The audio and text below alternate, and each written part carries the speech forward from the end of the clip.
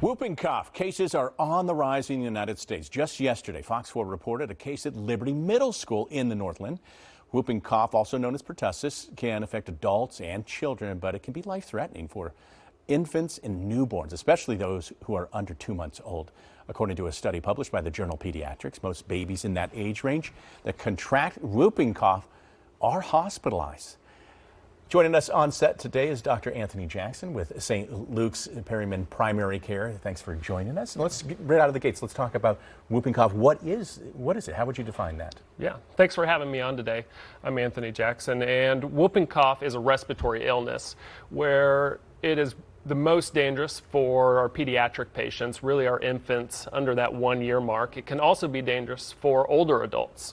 It is a bacterial respiratory illness, and as we get into cold and flu season, this is one that we need to be on the lookout for. What's different, though, is this is from a bacteria. That bacteria is called pertussis, and it causes a particularly tough and rough cough. That cough can be quite severe. Most coughs we think of, you cough once or twice and you move on with your day. This one can really persist longer than that, so 10, 15, 20-second coughing fits, which can make it quite difficult to breathe during that. So why we call it the whooping cough is during that time you're coughing, and then your body tells you I have to take a big deep breath, so you take a big gasp, and that's where that whooping sound comes from. Is there anything you can do to prevent it?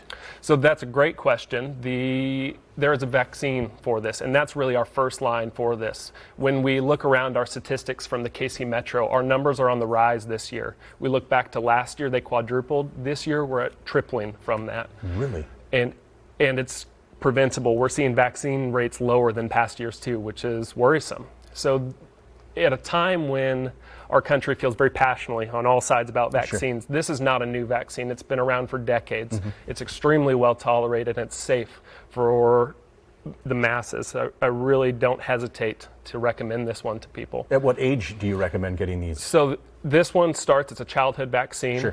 And pregnant mothers will also typically get it as well.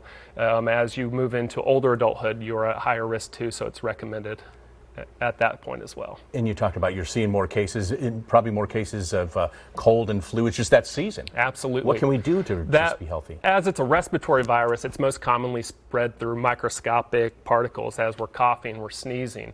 And the highest point of contagious is that first 1 to really 3 weeks. It is treated with an antibiotic. After the antibiotic, you're cleared, you're not going to spread it anymore. The best thing you can do is, again, the vaccine, but washing our hands and then covering our mouths when we're coughing goes such a long way towards preventing this. That's a good indicator, and as a parent, just to be on the lookout when you have a child that has this persistent cough. Especially as we look into the holiday season, we're going to be around our friends and family. The last thing you want to do is bring the whooping cough to Thanksgiving dinner. Right, yeah, we'll say no to that side. All right, Dr. Jackson, thanks for joining us. Good information, and we'll get more of that on the website. Let's toss it over to Jacob.